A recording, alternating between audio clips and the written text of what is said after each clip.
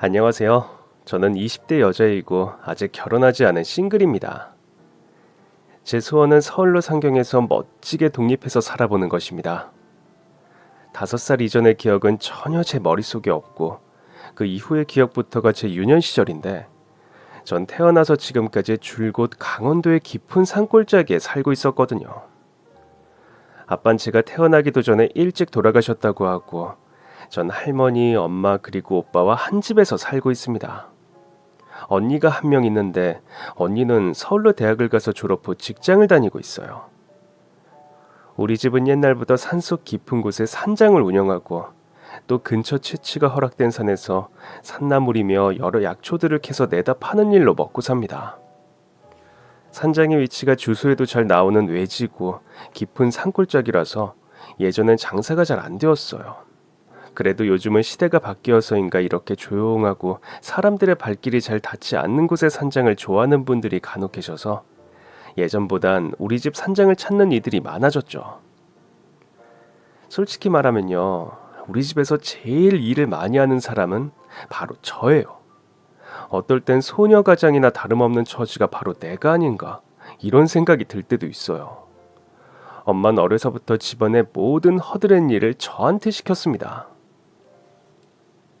엄마, 산나물 캐러 나가는 거 내가 해왔으면 장에 내다 파는 건 언니나 오빠가 해야 하는 거 아니에요? 예, 언니는 내일 모레가 중간고사고 오빠는 셈도 제대로 못하는 애를 장에 물건 팔라고 내보냈다가 파는 건 둘째치고 집도 못 돌아오면 네가 책임질 거야? 넌 공부하기도 싫어하고 그래도 사람들 상대로 흥정하고 셈 정도는 할 줄 아는데 그럼 누가 장에 가서 나무를 팔아야겠니? 나도 텔레비전 보고 싶고 만화책도 읽고 싶다고요. 토요일 종일 나물 캐다 왔으면 일요일엔 좀 놀게 해줘야죠. 아유 시끄러워. 사람은 누구나 일하기 싫어도 일해야 하는 법이다. 일하지 않는 자 먹지도 말라고 했어. 엄만 산장 손님 바다에서 정신 없으니까 참말 말고 얼른 장에 가서 나물 캔 거 팔아와. 그렇게 어려서부터 엄마가 시키는 일을 제대로 하지 않으면 용돈도 없고 밥도 제대로 주지 않아서 어린 전 그렇게 주말도 없이 산에 가서 나물 캐고 약초 캐고 또 캐온 것을 장에 가서 내다 팔고 집에 있을 땐 또 이런저런 산장 일을 돕느라 거의 하루도 쉬는 날이 없이 고된 하루하루를 보내는 게 여사였죠. 왜 집안에서 막내인 저만 부려먹느냐고요? 저도 그게 늘 이상하고 억울한 날이 많았어요. 그렇게 섭섭하고 억울한 마음을 엄마에게 토로하면 돌아오는 대답은 늘 같았죠. 언니는 공부를 잘하니까 공부해야 하고 오빤 모자라니 뭘 시킬 위인이 되지 못한다. 네, 저희 오빠가 어려서부터 약간 지능이 모자라고 키도 작고 해서 학교도 제대로 다니지 못하고 집에서만 생활하는 사람이긴 합니다. 그런데요, 그런 오빠도 읍내에 있는 특수학교를 다녔어요. 일반 학교는 다니다 적응을 못해서 중간을 관뒀지만 엄만 차까지 사서 오빠를 특수학교에 보내고 중고등학교를 졸업시켰습니다. 그런 반면 전 중학교를 졸업하곤 고등학교를 다니지 못했어요. 특별히 제가 공부를 잘한 것은 아니었지만 그렇다고 꼴등하는 성적도 아니었답니다. 열심히 안 해서 그렇지 늘 중간 이상은 유지하는 성적이었는데 제가 중학교 졸업할 즈음 할머니의 치매 증상이 시작되었어요. 예, 너 중학교 졸업했으니 고등학교는 좀 천천히 다니거나 집에서 공부하는 게 어떻겠니? 아니 엄마, 누가 고등학교를 부러 천천히 다녀요. 그리고 안 그래도 하기 힘든 공부를 어떻게 집에서 해? 우리 집이 집에서 공부하기 좋은 환경도 아니고 사흘이 멀다고 산장에 사람들이 들락날락 하는데 집에서 무슨 공부야. 그리고 나 학교 다니는 거 좋아요. 그냥 고등학교 들어가고 졸업하게 해줘요. 네? 언니가 서울에 대학 간다고 집에 돈이 얼마나 들어간 줄 아니? 게다가 네 오빠 치료비며 요즘은 네 할머니 치료비까지. 아휴, 산장에 손님이 가뜩이나 없는데 엄마가 감당이 안 돼서 그런다. 제대로 끼고 살 수 있는 자식이라고 너 하나밖에 없는데 너까지 꼭 이기적으로 너 하고 싶은 거 다 하고 살아야겠어? 아유, 아유, 내 팔자. 이놈의 박복한 년의 팔자.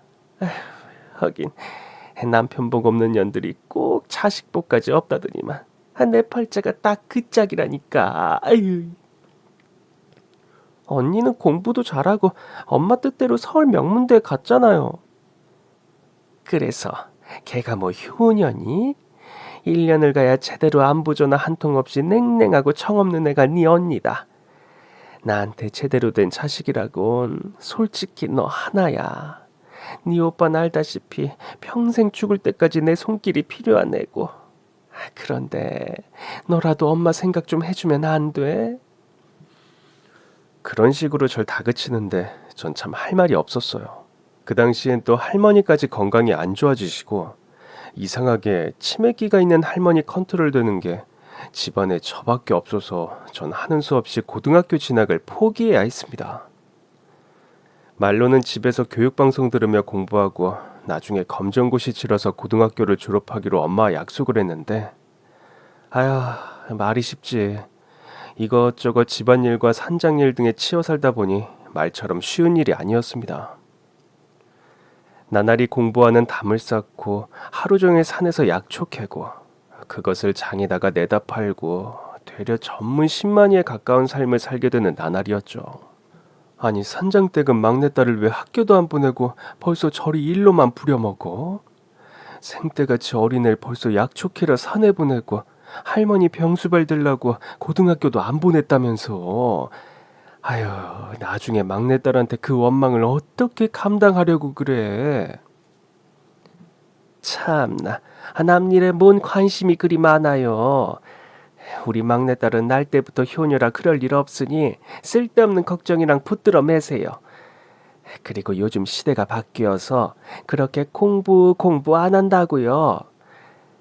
우리 막내는요, 제가 잘 아는데 애초에 공부에 그다지 흥미도 적성도 없는 애라 제가 부러 스트레스 받지 말고 자유롭게 살라고 산으로 들로 쏘댕기게 놔두는 건데 그 뭔 잔소리들이 그리 많으실까. 동네 아주머니들이 왜 멀쩡한 애를 학교 안 보내는 거냐고 잔소리라도 할라치면 저희 엄마 이렇게 청산유수로 대거리하며 절 생각하는 척하는 분이셨죠. 저 역시 늘 엄마의 진심에 관해선 의문이 많았답니다. 막내딸 하면서도 엄마 과연 날 정말 사랑하는 게 맞을까? 왜 날 오빠나 언니처럼 똑같이 사랑한다고 하면서도 나만 일을 제일 많이 시키고 학교는 보내주지 않는 걸까? 가끔 산에 약초나 나무를 캐러 나가면 어르신들과 같이 일하게 되는 때가 종종 있었어요. 그럴 때 어른들이 하는 얘기를 들어보면 자식들이 여러 명일 땐 몸에 달려있는 5개의 손가락과 같아서 똑같이 소중하긴 하지만 소중함의 정도까지 똑같은 건 아니라는 말씀들을 덜어 하는 것을 들은 적이 있습니다. 내 몸의 일부인이 하나라도 없어서는 안 되는 게 맞지만 그 중에 아픈 손가락은 따로 있다. 뭐 그런 말씀들이요. 제가 생각할 때 엄마에게 가장 아픈 손가락은 아마 분명 오빠일 거란 생각이 들더군요. 태어날 때부터 몸도 약하고 지능도 모자라서 어려서부터 늘 동네 아이들에게 놀림받기 일쑤고 일반 학교는 적응을 못해서 제대로 다니지도 못하고 10살이 넘을 때까지 혼자 밥을 먹지도 못해서 일일이 할머니나 엄마 혹은 제가 떠먹여줘야 끼니도 챙기는 오빠였으니까요. 언니는 워낙에 공부를 잘해서 산골마을에서 거의 유일하게 서울의 명문대학에 진학한 마을에서 나른 입지전적인 존재였죠. 해서 엄마에겐 언니는 가장 자랑스럽고 뿌듯한 손가락일 것 같았어요. 그렇다면 나는 이런 생각을 하면 늘 마음이 답답하고 좀 슬퍼지는 것이 사실이었죠. 제일 쓸모없는 손가락? 그건 아닐 듯 했어요. 왜냐하면 현실적으로 집안에서 가장 많은 일을 담당하는 일꾼 같은 존재가 어려서부터 저였으니까요. 그렇다면 가장 소중하고 아픈 손가락? 그건 절대 저일 리가 없었죠. 아기 때 사진들만 봐도 제 사진은 한 장도 찾아볼 수 없었습니다. 오빠나 언니는 돌사진도 있고 서너 살 배기 때의 사진들도 있고 한데 유독 제 사진만 아주 어린 시절의 사진이 단 한 장도 없는 겁니다. 가끔 이게 야속해서 물어볼라 치면 예, 네가 태어나고 얼마 안 있어 아빠가 돌아가시는 바람에 네 아기 때 사진을 찍어줄 사람이 집에 없었지 뭐니. 그리고 아빠 돌아가신 충격으로 엄마가 한동안 정신을 제대로 차리지 못해서 네 아기 사진 찍고 뭐 그럴 잠을 내지 못했다. 그렇게 말씀하시는데 뭐 딱히 더 따질 수도 없는 노릇이었어요. 그런데 아무리 생각해도 확실히 엄마는 어려서부터 절 대하는 태도와 언니와 오빠를 대하는 태도에서 차이가 많이 있었습니다. 어린 시절 엄마 손을 나란히 잡고 언니와 저 이렇게 세 모녀가 읍내에 놀러 나간 적이 있었어요. 어린이날이 얼마 남지 않은 때였는데 엄마가 언니와 저에게 예쁜 옷과 신발을 사주겠다고 해서 언니나 저나 잔뜩 신이 나 있었죠. 어린 마음에 읍내로 가는 길 내내 들썩들썩 저도 모르게 엉덩이 춤을 추게 되더군요. 그때 당시에 읍내에 새로 오픈한 어린이 옷 매장이 있었습니다. 강원도 산골마을 읍내라 해봐야 서울에 비하면 택도 없이 촌스럽고 조그만 곳이었지만 그래도 산골에서 나고 자란 댁에 읍내 구경은 올 때마다 신기하고 가슴 설레는 일이었죠. 게다가 새로 오픈한 어린이 옷 매장은 시골답지 않고 예쁘고 좋은 옷들이 많기로 유명했어요. 우리 가게에 있는 옷들이 시골 구석에서 구경하기 힘든 옷들이야. 내가 힘들어도 철마다 발품받아 서울 동대문이나 백화점 가서 직접 떼오는 옷들이라고. 저번에 군수 사모님 있지? 그 댁 사모님도 아이들 옷은 서울 따로 안 가고 여기서 사면 되겠다고 애들 옷 한 보따리 사갔잖아. 보니까 애들 옷이라도 예쁘고 고급진 게 많네요.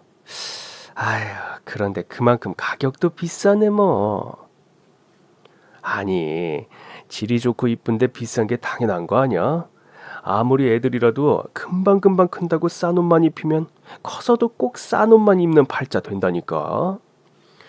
여자애들은 특히나 이쁜 거 입히고 귀하게 키워야 커서도 대우받고 사는 거야. 응? 두고 봐라. 내 말이 진짠가 아닌가? 뭔가 들을수록 아리송한 옷가게 남주인의 말을 들으며 엄마는 언니 옷을 열심히 고르시더군요. 언니의 원피스를 사고 바지를 사고 무릎까지 올라오는 레이스 양말도 사고 반짝이는 보석 장식이 박힌 분홍색 에나멜 구두도 사고 전체 차례가 오길 한참을 기다렸지만 계산을 마칠 때까지 제 옷은 하나도 고르지 않는 겁니다. 엄마, 언니 옷만 살 거예요?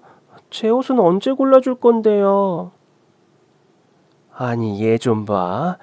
우리 집 형편에 어떻게 네 옷까지 이렇게 비싼 곳에서 턱턱 사입히니? 그리고 생각해봐.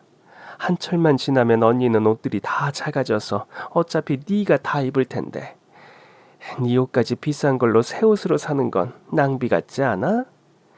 넌 동생이라 어차피 언니 옷들이 낡기도 전에 네가 다 물려받을 거라서 엄마가 프로 언니 것만 많이 고른 거야. 너도 무슨 말인지 이해가 가지? 엄만 이렇게 어떻게 보면 납득이 가능한 것도 같은 말로 어린 절 설득시키며 그날 읍내에 나가 제 선물은 하나도 사주시질 않더군요. 어린 마음에 너무 서운해서 입이 뾰루퉁 나와 있자 오는 길에 솜사탕 하나를 사준 게 전부였습니다. 제가요, 그래서 지금도 솜사탕을 별로 좋아하지 않아요. 그렇게 어린 시절 오빠나 언니를 어디 대동하고 절 데리고 간 엄마가 언니나 오빠에겐 장난감이나 학용품 아니면 예쁜 옷 같은 좋은 선물들을 사주면서 저에겐 언제나 선심 쓰듯 사주던 솜사탕. 솜사탕은 달고 입에 들어오자마자 스르르 녹으면서 맛있는 음식이 분명한데 제 기억 속의 솜사탕은 어찌된 일인지 별로 달지가 않아요. 입에 단 음식을 넣었다고 마음까지 달아지는 것은 아니란 걸 어린 시절에 전 좀 일찍 깨우쳤던 듯합니다. 오빠, 언니와 저에 대한 엄마의 차별의 기억은 뭐 비단 한두 개가 아니에요. 생선 한 토막을 구워도 제일 꼬리 부분은 나. 고기 반찬을 해도 제일 적은 몫의 양을 먹게 되는 건 저였죠. 이런 일들로 서러움이 많았던 저에게 따뜻한 다독임을 주시는 분이 한 명 있으셨는데 바로 할머니셨어요. 할머니는 제가 엄마에게 이런 서운함을 느낄 때마다 마음에 담아두지 말라며 널 낳고 얼마 안가 아빠가 돌아가셔서 엄마도 힘들어 그렇다는 말로 절 달래셨습니다. 장에 나가면 돌아오는 길에 엄마와 언니에겐 비밀로 하고 제게만 예쁜 머리방울을 사다 주시던 분. 그런 분이 우리 할머니셨어요. 며느리에게 얹혀 사는 나이 드신 할머니가 돈이 많을 리 만무한데도 할머니는 그렇게 작은 선물이나마 집안에서 절 살뜰하게 챙겨주시는 유일한 분이셨습니다. 그런 할머니가 최근 치매로 건강이 악화되면서 평소에도 제가 지어드리는 밥과 반찬을 좋아하시던 분이셨는데 정신이 오락가락하게 되시면서부턴 무슨 기벽처럼 제가 차려준 식사가 아니면 드시질 않는 할머니셨죠. 어머니, 이 멀쩡한 밥을 왜 드시질 않아요? 고추장 감자찌개 이거 어머니가 좋아하시는 거잖아요. 막내가 끓인 김치찌개 가져와. 난 악독한 니년이 끓인 감자찌개 먹기 싫다. 니년이 만든 음식엔 니년을 닮아 꼭 먹으면 죽을 독이 들어있을 것 같다. 꼴도 보기 싫으니 막내한테 내가 먹을 밥상 차려오라고 해. 평소엔 엄마 사이가 특별하게 나쁜 분도 아니셨는데 치매기가 오면선 하루가 멀다 하고 엄마한테 악담을 퍼붓는 할머니셨습니다. 게다가 식사는 제가 차려드리는 것이 아니면 드시질 않아서 저도 엄마도 하루하루가 너무 힘들었죠. 그런 와중에 저희 오빠가 결혼을 했어요. 보통 사람들보다 좀 많이 부족해서 솔직히 오빠에겐 미안한 얘기지만 전 평생 오빠가 결혼 같은 건 하지 못할 줄 알았습니다. 그런데 한 보름 정도 집을 비운 엄마가 어느 날 갑자기 듣도 보도 못한 젊은 아가씨 한 명을 집으로 데리고 온 겁니다. 그러면서 오늘부터 이 아가씨가 오빠의 아내라면서 저한테 새언니로 깍듯하게 모시라고 하더군요. 생뚱맞고 어이가 없었지만 뭐 그러려니 했습니다. 오빠가 결혼을 한다는 건 제 입장에서 마음이 놓이는 일이었고 또 집안에 며느리가 들어오면 원체 집안일에 치이는 제 입장에서 일도 좀 덜 수 있지 않을까 그런 생각을 했는데 이거야 뭐 완전히 제 착각에 지나지 않는다는 걸 시간이 얼마 안 가 알게 됐죠. 새언니라는 사람은 또 한 명의 상전이었습니다. 저희 엄마가 교묘한 말로 절 달래는 듯 하면서 일을 부려먹었다면 새언니는 대놓고 저에게 이거 해라 저거 해라 시키면서 불평까지 많은 좀 양심이 없는 캐릭터랄까요? 아니 아가씨, 주말에 산장 예약이 풀인데 아직 룸 청소 안 해놨어요? 이불이랑 시트도 빨아놔야 하고 바닥 청소도 해야죠. 전 금요일부터 산에 들어가 약초 캐고 버섯까지 따느라 일이 많았잖아요. 그리고 주말에 장에 나가서 캐온 것들 내다 팔아야 하는데 산장 청소는 언니가 좀 도와주면 안 되나요? 이봐요 아가씨, 전 오빠 케어만으로도 힘든 사람인데 산장 청소까지 저한테 하란 거예요? 얘 며느라 왜 이리 시끄럽니? 막내야, 아침부터 무슨 일이길래 소란이야? 아니 어머님, 아가씨가 글쎄 산장 청소를 저한테 다 하라고 뒤집어 씌우잖아요. 전 그이 데리고 오늘 직업교육도 갔다 와야 하는데.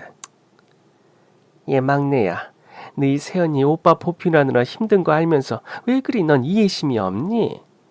산장 청소 싹 맞춰놓고 오늘은 장에 나갈 생각해라. 어차피 오전엔 장에 사람도 얼마 없으니까 청소부터 마치고 장에 나가. 그리고 장에 가기 전에 저녁 식사도 좀 준비해놓고 나가요.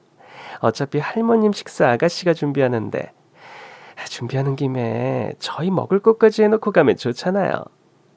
아, 오빠가 요 며칠 전부터 수제비 먹고 싶다는데 그거 해놓고 가면 좋고요. 아, 그리고 멸치 육수 너무 진하게 우리지 마시고요. 제가 비린 거를 못 먹는데 아가씨는 육수를 너무 진하게 내리시더라고요. 툭하면 일을 저에게 떠넘기는 것은 물론 먹는 입맛은 또 까다로워서 계란 후라이 하나 본인이 안 하면서 음식이 맛이 있다 없다 잔소리는 또 심한 새언니였습니다. 사사건건 있지도 않은 일을 만들어서 제가 엄마에게 야단 맞는 일을 만들기 좋아했고요. 그런 일로 기분이 상해 대들기라도 할라치면 또 엄마의 묻지마 방어가 시작되었죠. 얘 막내야, 넌 왜 툭하면 새언니한테 버르장머리 없이 대드는 거냐? 새언니 같은 여자가 세상에 어디 있겠니? 막말로 오빠가 새언니 아니면 누구한테 장가를 들었겠어? 새언니는 우리 집의 은인 같은 사람이니까 아무리 말도 안 되는 소리를 해도 네가 예예 하고 복종하고 따라야 한다.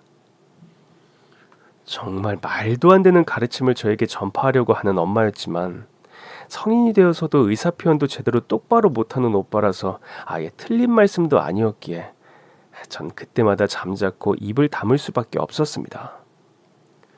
솔직히 이런 집안 분위기가 너무 짜증나고 답답해서 소리 소문 없이 가출해버리자 그렇게 결심한 적도 한두 번이 아니네요. 그런데요, 그럴 때마다 저의 발목을 잡는 딱 한 가지의 이유가 있었습니다. 바로 할머니. 네, 치매에 걸려 온정신이 아닌 할머니였죠. 아이고, 우리 막내야, 왜 이제야 집에 들어왔니? 오늘도 산에서 약초 많이 캐왔어? 다음번에 산에 가면 100년 묵은 산삼을 꼭 캐어와라. 100년 묵은 산삼을 먹으면 이 주글주글한 할매 얼굴이 20살 새색시 얼굴 마냥 펴지고 안 낫는 병이 없이 싹 다 나아서 건강해진다는구나. 완전히 어린아기가 되어서 하루 종일 저만 기다리고 제가 만든 음식이 아니면 끼니도 거의 먹지 않고 남기는 할머니라서 이런 할머니를 두고 제가 집을 나간다는 것이 쉽지가 않았어요. 구박댕이, 서름댕이인 절 어려서부터 그래도 유일하게 따뜻하게 품어준 분이 할머니셔서 그런 할머니를 내팽개치고 제가 제 살 길만 찾아 훌쩍 떠나버린다는 일이 그렇게 쉽게 마음먹어지지가 않더군요. 해서 한날은 이런 결심을 했더랍니다. 나이 드신 할머니가 살면 얼마나 살겠는가. 할머니 돌아가실 때까지만 이 지옥 같은 집구석을 지키자. 할머니만 소천하시면 그땐 내 마음대로 내 살 길 찾아 떠나버리자. 그런데요, 날이 갈수록 할머니의 치매 기운은 악화 일로를 걸었고 엄마와 새언니의 만행은 점점 도를 지나치는 수준에 이르기 시작했어요. 한날은 제가 여름 내 산에서 캔 약초와 산더덕을 장에 내다 팔고 온 돈을 은행에 맡기려고 보니 아무리 찾아도 돈이 없는 겁니다. 시골 장터에서 장사를 하다 보면요, 보통 대부분 나이 든 어르신들이 많고 그러다 보니 신용카드보다는 현금으로 물건을 사가시는 분들이 아직도 많으세요. 그러다 보니 시장에 산에서 캐온 물건들을 내다 팔러 갈 땐 전대를 차고 다녔고 은행에 들리지 못하고 오는 날엔 제 전대 안에 현금이 제법 들어있을 때가 많았죠. 엄마, 전대 안에 둔 현금들이 몽땅 없어졌는데 엄마가 혹시 치우셨어요? 은행에 가야 하니까 치워놓으신 거면 주세요. 그거 내가 가져다 썼는데요? 뭐라고요? 아니, 전대 돈을 왜 새언니가 가져다 써요? 막내야, 새언니가 시집 오면서 뭐 제대로 예물 같은 것도 못 해줘서 내가 그 돈으로 팔찌 하나 사서 끼라고 했다. 아유, 그 너한테 얘기하려고 했는데 깜빡했지 뭐니. 아니, 깜빡할 일이 따로 있지 말이 되는 소리를 하세요. 장에서 약초 캐다 파는 돈은 그거 내가 나중에 대학 갈 때 쓰려고 한 푼 두 푼 모으는 돈인 거 뻔히 알면서 어떻게 나한테 의논 한마디 안 하고 그걸 홀랑 빼다 써요? 그리고 이게 어디 한두 번이야? 저번에도 전대에 넣어둔 돈 빼다가 새언니 옷 사고 화장품 사고 툭하면 엄마 개모임 펑크 났다고 메꾸는 데 쓰고. 내가 무슨 이 집 하녀야 뭐야. 아니 저 폐응망덕한 게 말하는 꼬라지 좀 봐. 네가 네 언니처럼 공부를 잘하기랬어 뭘 했어. 그 나이 먹도록 네가 겨우 할 줄 아는 게 산에 들어가 도라지 캐는 것 말고 뭐 더 있니? 너도 언니처럼 공부를 잘했어 봐라. 내가 왜 너 학교 안 보냈겠니? 그니까요 어머님. 아가씨가 말하는 게 좀 재수가 없네요. 아가씨, 공부도 공부머리 있는 사람이 하는 거지 개나 소나 대학 가겠다고 설치니까 지금 나락골이 이 모양인 거예요. 아가씨는 아가씨 잘하는 일을 하세요. 아가씨 별명이 듣지 않으니까 산도라지를 기막히게 잘 깨서 도라지 처녀라면서요? 그것도 아무나 못하는 재능이니까 속상해하지 말고 열심히 산에 가서 도라지나 캐세요. 듣자 하니까 뭐라고요? 내가 열심히 벌어온 돈으로 되도 않게 여기저기 쇼핑이나 하고 다니는 거 내가 모를 줄 알아요? 누군 쇼핑할 줄도 몰라서 옷도 안 사고 구두도 안 사고 하는 것 같아요? 얘 막내야, 넌 어릴 때부터 피부도 까무잡잡하고 키도 작아서 어차피 옷이니 구두니 예쁜 것들이 잘 어울리지도 않았어. 사람은 제 분수를 알아야 행복하게 사는 법이다. 아, 시끄럽고 얼른 가서 어제 캐온 도라지나 팔아와. 그거 다 팔아오기 전까진 너한테 라면 한 그릇도 아깝다. 알아들었니? 할머니가 정정하실 땐 그나마 엄마가 저런 비상식적인 말을 할 때 무슨 경우 없는 소리냐며 제 편을 들어주는 어른이라도 집안에 있었는데, 할머니가 치매 환자가 되고부터 집안에 제 방패막이 되어주는 사람이 한 명도 없었어요. 그래서인가 엄마의 저를 대하는 태도가 눈에 띄게 험악해지고 정말 계모 아닌가 싶게 행동하는 때가 많아지더군요. 전 더 대거리 하려다 아무 의미도 없는 일인 것 같아 집을 뛰쳐나왔습니다. 그런 기분으로 장에 나가 도라지를 파는 일도 전혀 내키지 않았어요. 어디 가서 마음껏 소리라도 지르고 싶은 마음에 산속으로 들어갔습니다. 평소 더덕도 캐고 도라지도 캐는 산골짜기에서 마음껏 소리 지르고 펑펑 한참을 혼자 울었습니다. 어려서부터 마음이 갑갑하고 서러울 때 전 산속에 들어와 막 소리도 지르고 울다가 내려가는 것이 버릇이었거든요. 그날도 그렇게 스트레스를 풀고 서름을 발산하고 있는데 누군가 뒤에서 절 부르는 겁니다. 아가씨, 죄송하지만 저 좀 도와주시겠어요? 아니, 이런 깊은 산골짜기에 누가 있을까? 깜짝 놀라 뒤돌아보니 웬 아저씨 한 명이 발을 다쳐 낑낑거리고 있는 겁니다. 한눈에도 통증이 심해 보여서 당장 아저씨에게 갔어요. 괜찮으세요? 많이 다치신 것 같은데 부축해드리면 걸을 수는 있겠어요? 119라도 부르면 좋을 상황이었지만 워낙 깊은 산골짜기라 휴대폰도 제대로 터지지 않는 상황이었죠. 다행히 아저씨 상태를 보니 발이 퉁퉁 붓긴 했는데 금이 가거나 골절이 간 건 아니어서 다행히 제가 부축해드리면 산을 내려가는 데는 큰 지장이 없을 것 같더군요. 아저씨는 제게 동행하며 하산해줄 것을 부탁했고 전 흔쾌히 그러겠다고 했죠. 아저씨를 부축하고 산을 내려가려니까 보통 힘든 일이 아니더군요. 입산 도우미 경험이 몇 번 있긴 했지만 부상이 있는 성인 남성을 아가씨인 제가 부축하고 내려가는 일이 쉽지는 않더라고요. 머리부터 땀이 줄줄 흐르기 시작해서 전 모자도 벗고 쓰고 있던 마스크도 벗어 던지고 아저씨를 부축했어요. 그런데 마스크를 벗고 모자를 벗은 제 얼굴을 유심히 보던 아저씨가 갑자기 오열을 하며 바닥에 쓰러지는 겁니다. 전 깜짝 놀라고 영문을 짐작하기 힘들었어요. 멀쩡하던 아저씨가 왜 갑자기 흐느끼는 건지, 뭘 물어도 대답도 못하고 저렇게 통곡에 가까운 오열을 쏟아내는 건지. 정신이 좀 이상한 사람은 아닌가 겁도 살짝 나려고 할 때쯤 아저씨가 입을 떼시더군요. 미영아, 내 딸 미영이, 너 미영이가 맞지? 죽은 줄만 알았던 내 딸 미영이, 네가 살아있었다니 정말 하늘이 무심하시진 않구나. 아휴. 그러면서 절 덥석 끌어왔는데 전 일단 그런 아저씨를 밀쳐냈어요. 생판 처음 보는 아저씨가 절 딸이라고 끌어안고 펑펑 울어대니 난감할 따름이었습니다.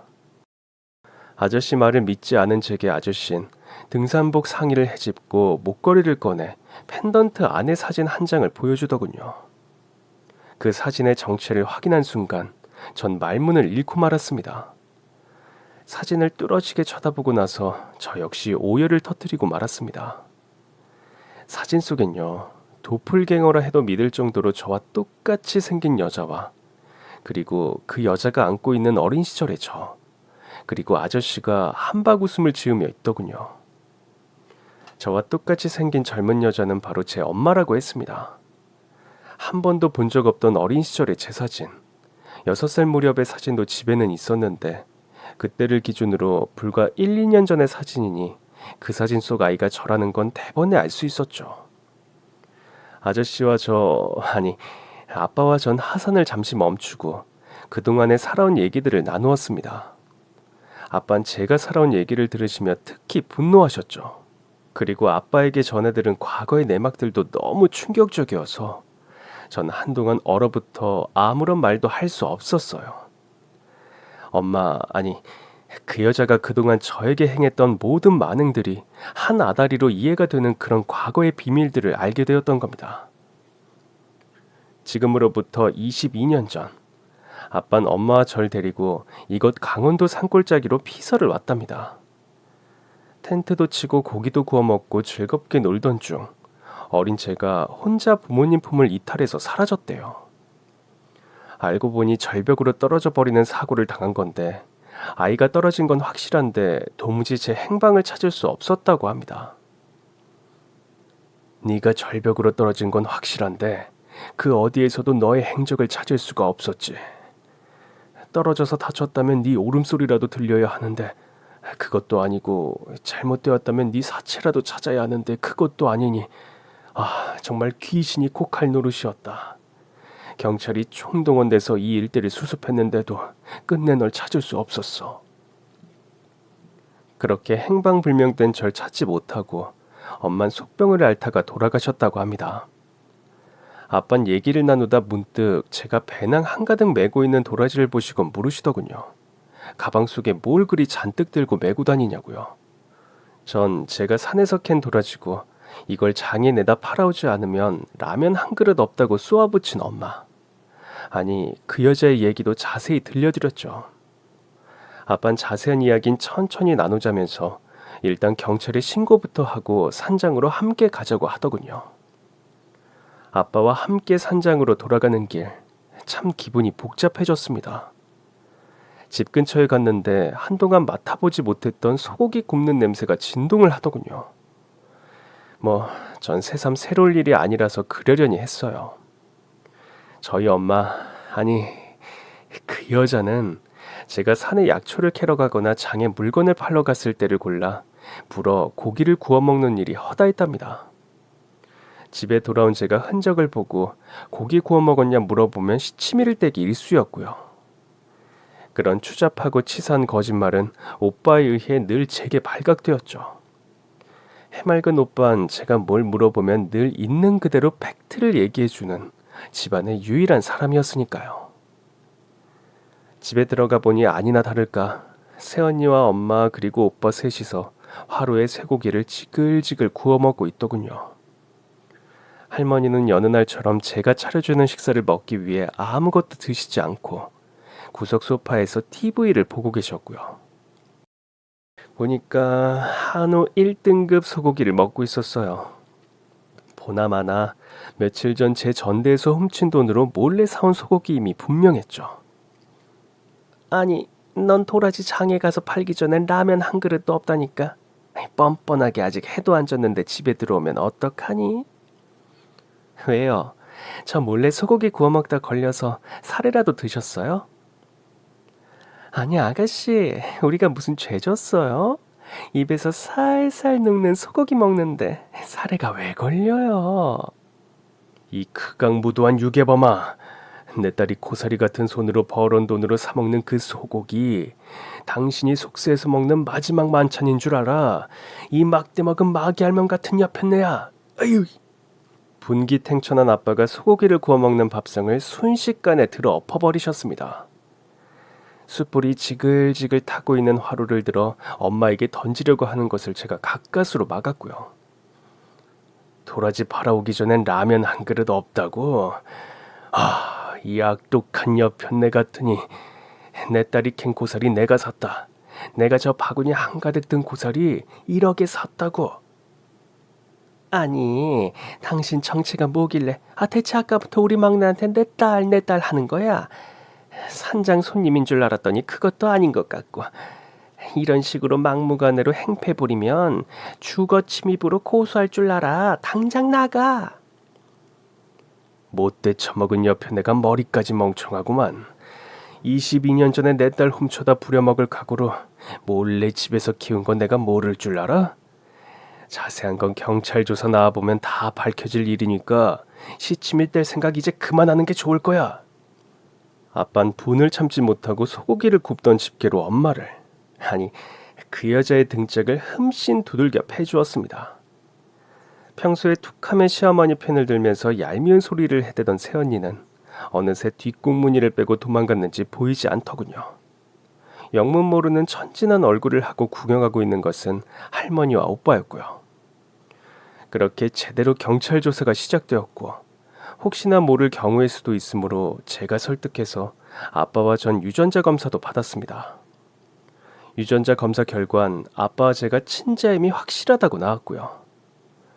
경찰 조사 결과 22년 전 벼랑에 떨어진 절 유기해 간 것이 엄마라고 생각했던 그 여자의 범행임이 밝혀졌죠. 절 유기한 시점에 그 여자의 남편이 죽은 것은 사실이었어요. 해서 제가 크는 동안 내가 태어나자마자 아빠가 죽은 것이라 거짓말한 것이었더군요. 그 여자는 벼랑에 떨어진 절 주워다 한동안 산골짜기 깊은 동굴에서 몰래 키우다 사건이 잠잠해지고선 산장에 데려다 키운 모양입니다. 알고 보니 할머니에게까지 절 고아원에서 입양해왔다고 거짓말을 했더군요. 자기가 낳은 아들이 지적으로 부족하고 신체적으로도 기능이 딸리는 장애아라서 장차 절 키워서 산장일도 부려먹고 평생 아들 도우미로 살게 할 작정이었다고 합니다. 알고 보니까요, 세연이라는 여자도 엄마가 어디 인력 소개서를 통해 알게 된 여자인 모양인데 빚이 엄청났던 세연이의 부채를 해결해주고 거의 사오다시피 오빠의 아내로 데려온 것이더군요.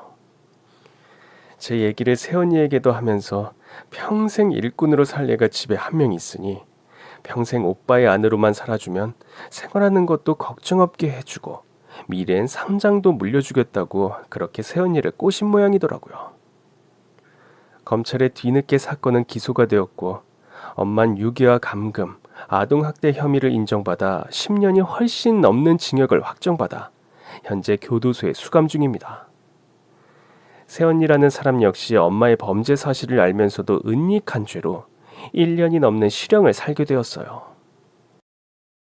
아빠, 제게는 없는 존재라 여겼던 아빠가 하루아침에 생기고 보니 참 살맛 나는 인생이 제게도 펼쳐지기 시작했습니다. 부자가 아니더라도 특별한 사람이 아니더라도 전 언제나 나에게도 아빠가 있었으면 하는 생각을 늘 했었는데 그런 이루어질 수 없는 바람이 제게 실현된 겁니다. 게다가 저희 아빠는 무척 능력 있는 분이셨어요. 알고 보니 절 그렇게 황망하게 잃어버리고 실종 신고를 하고 수색 작전을 아무리 벌여도 절 찾지 못해서 집안 분위기는 거의 풍비박산이 났었다고 합니다. 결혼해서도 뒤늦게 어렵게 임신이 되어서 절 낳았던 엄마는 유달리 저에 대한 애착이 강하셨다고 하는데 그런 애지중지하는 딸을 하루아침에 잃어버리니 충격이 크셨던 거죠. 그렇게 절 잃어버린 슬픔을 극복하지 못하고 시름시름 앓다가 소병이 나서 엄만 결국 돌아가셨다고 합니다. 제가 실종된 지 채 3년이 되지 않는 시점에요. 그렇게 하루아침에 아내와 딸을 잃은 아빠는 한동안 술에만 의지해서 폐인 같은 생활을 하셨다고 합니다. 아침에 일어나면 밥도 먹지 않고 그저 술로 시작해서 점심에도 술, 저녁에도 술, 그렇게 하루 종일 술만 먹다 보니 알코올 중독 증세까지 와서 한동안 병원 신세도 오래 지셨다고 해요. 그러다 이렇게 살다가는 죽어지는 것도 아니고 미쳐나가겠다는 생각에 겨우 정신을 차리고 사업에만 매진하셨다고 합니다. 의류 도매업을 하셨는데 그 사업이 지금은 규모가 크게 확장이 되어서 아빠는 많은 재산을 축적한 성공한 사업가가 되셨더라고요. 그러던 중 엄마의 기일을 맞아 산소에 다녀오시다가 문득 그 옛날 절 잃어버린 강원도의 산골짜기가 생각났고 충동적으로 그 산골 근처를 등산했다가 사고를 당하시고 기적처럼 절 만나신 거였습니다. 엄마 산소에 가기 전날 묘한 예지몽 비슷한 것을 아빠가 꾸셨다고 합니다. 평소 아빠 꿈에 잘 나타나지 않는 엄마인데 그날따라 화사한 분홍색 한복을 곱게 차려입으신 엄마가 아빠 꿈에 선연한 모습으로 나타나셨대요. 여보, 우리 미영이가 있는 곳으로 한번 가봐요. 멀지 않은 데야. 미영이 잃어버린 그곳에 우리 미영이가 그대로 있어요. 세월이 오래 흘렀어도 저와 엄마에 대한 사무치는 그리움을 품고 계셨던 아빤 그런 마음 때문에 꾸게 된 그냥 개꿈이라 생각하셨대요. 그런데 평소 꿈에 잘 나타나지도 않는 엄마인데 그날따라 아빠 꿈에 나타났던 모습이 하도 생생하고 기분이 이상해서 그 옛날 절 잃어버린 산골짜기 근처를 찾으셨던 겁니다. 그렇게 홀로 사무치는 마음으로 등산을 하시다가 낙상을 하면서 발목을 다치시고 산속에서 발악하던 절 발견하신 거였죠. 첫눈에 절 보고 아빤 이상한 예감을 받으셨다고 하더군요. 천류는 뭔가 다른 게 있는 것 같긴 하다면서 제가 마스크와 모자를 벗기 전부터 이상한 느낌이 있으셨대요. 그런데 모자와 마스크를 벗은 제 얼굴을 보자마자 직감할 수밖에 없었다고 합니다. 긴가민가 하기엔 제 얼굴이 돌아가신 엄마 얼굴과 너무나 똑같은 붕어빵 얼굴이었다는 겁니다. 어려서부터 유독 엄마 얼굴을 많이 닮았던 전 어디 가면 붕어빵 모녀라는 말을 많이 들었는데 빛바랜 흑백 사진이어도 죽은 아내와 도플갱어 수준으로 똑같이 생긴 20대 처녀를 본 순간 자기 딸이라는 확신을 가지셨던 거죠. 아빤 그간 제가 산장집에 유괴되어 학교도 제대로 다니지 못하고 고생만 하며 산 이야기를 들으시고 엄청 속상해 하셨습니다. 아빠의 집은 서울의 한남동, 그 중에서도 아주 으리으리하고 삐까번쩍한 2층 단독저택이더군요. 집에서 일하는 가사 도우미 아주머니까지 계셨어요. 아빠의 집에, 아니 우리 집에 들어가 살게 되면서 전 새삼 아빠의 지력을 실감할 수밖에 없었습니다. 언제나 제 방이라곤 제대로 없이 낡은 산장의 창고방 비슷한 곳에서 쪽잠을 자던 저였는데 널찍하고 온갖 비싼 가구와 드레스룸 전용 욕실까지 달린 제 방을 가지게 되니까 기분이 너무 좋더군요. 아니 솔직히 날아갈 것처럼 황홀했답니다. 아빠, 나란 아이는 집안의 천덕꾸러기로 태어나서 평생 고생만 하고 살 팔자인 줄 알았는데 하루아침에 이렇게 운명이 바뀌고 사는 게 달라지니까 실감이 잘 안 나요. 그렇기도 할 테지. 그렇지만 네가 아빠 딸이고 이런 집에서 사는 게 원래 너에게 정해진 운명이었단다. 저 못된 유괴범을 만나지 않았더라면, 그날 엄마 아빠가 조금 더 신경 써서 널 지켜주었더라면, 그동안 네가 하지 않아도 될 혹독한 고생을 안 해도 됐을 텐데. 그저 너무 미안하고 지켜주지 못해 속상할 따름이다. 지금부터라도 너 하고 싶은 것은 다 하면서 살아라. 네가 행복하게 꿈꾸는 걸 누리면서 사는 게 남은 아빠 여생의 목표란다. 그렇게 말씀하시면서 펑펑 우는 아빠를 전 꼭 끌어안아 드렸답니다. 참, 생모가 감옥에 잡혀가 버려서 산장에 혼자 남은 오빤 제가 아빠에게 잘 말씀드려서 시설이 아주 훌륭한 장애인 돌봄 센터로 들어가 살게 해주었습니다. 오빠의 생모, 그 유괴범이 감옥에서 나오려면 아주 오랜 시간이 필요할 테고 그동안 몸이 불편한 오빠가 지낼 거처를 살펴줘야 한다는 것이 제 생각이었거든요. 유괴범의 아들이긴 했지만 오빤 제 엄마의 범죄가 무엇인지도 모르는 사람이었으니까요. 정신이 온전치 못한 할머니 역시 무시할 수가 없어서 이 역시 아빠에게 잘 부탁을 드렸어요. 처음엔 그 범죄자의 식구들을 챙기는 게 말이 안 된다는 일이라 노발대발 하시던 아빠도 유일하게 집안에서 절 인간적으로 대해주고 챙겨주던 사람이 할머니란 얘기를 들으시곤 할머니 역시 평판이 좋은 노인 요양시설에 입소시켜 드렸습니다. 그렇게 악연으로 얽힌 인연이긴 하나 오빠 할머니의 거처를 정리해주고 나니 한결 마음이 편해지더군요. 그리고 전 최근에 고등학교 검정시험을 무사히 치렀답니다. 대학에 가고 싶어하는 저의 바람을 듣고 아빤 과목별로 몸값이 비싼 과외 선생님을 붙여주셨어요. 다달이 수업료가 비싼 입시 학원에도 다니면서 전 열심히 대학 입시를 준비하고 있답니다. 20대 중반이 훌쩍 넘어 대학에 들어가면 아마 굉장히 늦가기 대학생 신세를 면할 수 없겠죠. 그래도 뒤늦게라도 제 꿈을 실현할 수 있는 날이 오게 되어서 전 정말 너무 다행이라는 생각이 듭니다. 그리고 대학에 가면 전 한약학을 전공하고 싶어요. 배운 게 도둑질이라고 이산저산 강원도의 산골짜기를 돌아다니며 약촉해던 때의 감각과 본능이 있어서인지 평소 이런 천연약재에 관해 흥미가 많았거든요. 대학에 가서 제대로 공부를 하고 이런 걸 약품으로 개발하고 대규모로 사업적으로 판매도 하고 뭐 그런 일을 하고 싶습니다. 아빠는 제가 아빠를 닮아서 벌써부터 사업가의 수완이 남다른 것 같다며 아주 흡족해 하십니다. 며칠 전엔 엄마 산소에도 다녀왔어요.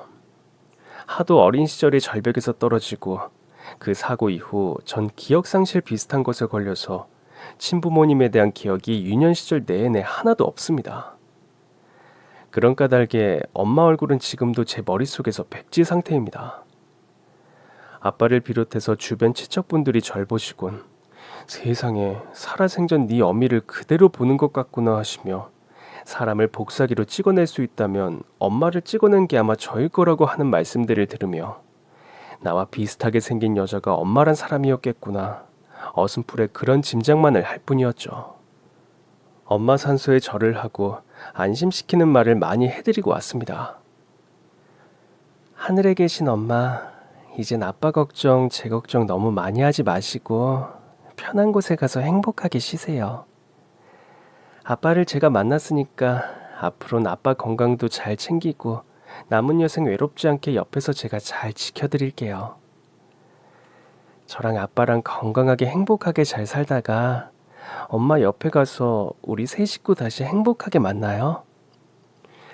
다음 생에도 한 식구로 만나서 그땐 부디 헤어지지 말고 세 식구가 재미나게 오순도순 같이 살아요.